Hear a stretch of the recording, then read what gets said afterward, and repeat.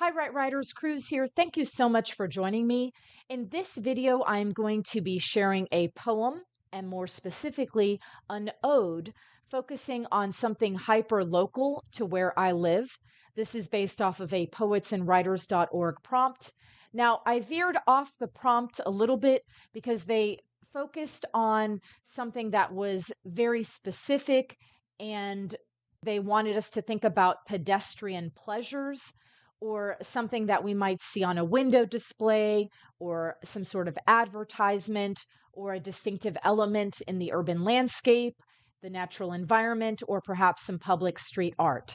I zoomed out a bit and instead focused on pieces of Alabama that I found to be distinct and unique when I moved to this state.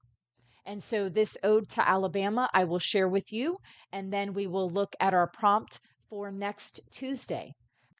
In Dixie hearts of the South, where rich stories dwell, James Spann stands tall, suspenders worn well. If tornadoes loom, he forecasts the doom, but comforts us with prayers in our sheltered rooms. Call me Alabama, a phrase we all hear. Alexander Shannara echoes wide and clear. From highway billboards to radio waves, we cannot help but laugh at one of our faves. Country music flows like beam in a glass. In every sorry story, we cry, but with class. Camouflage wear, attire worn with pride, men and women alike, sporting patterns alive. Steeples stand tall, as do dollar generals here. Be a sinner or consumer any day of the year. We could come apart in the heat of the day. No need for harsh judgment. We know the Lord's way. Insular pride pulses deep within our veins. In sweet home Alabama, where love never wanes. And so, Right Writers, that is my ode to Alabama.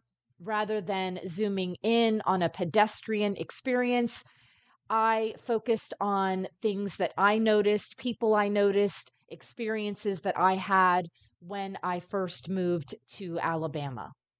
Now, Right Writers, let's take a look at our prompt for next Tuesday involving something missing. And again, this is a poetry prompt. In her 2022 New York Times essay, The Shape of the Void Toward a Definition of Poetry, Alyssa Gabbert writes about what makes language poetic.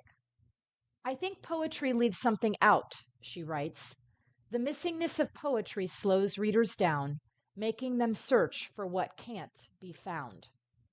Write a poem that revolves around this idea of missingness and leaving something out.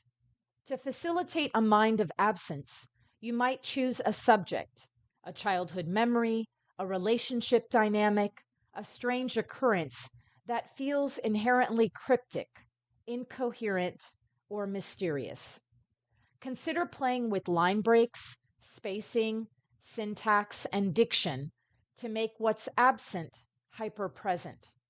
How do the words on the page gesture toward the shape of what can't be found?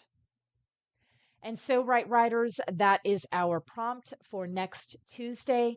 Thank you so much for joining me. I appreciate you, and I look forward to seeing you again next Tuesday. Cruise out. Love you guys. Take care. Bye bye.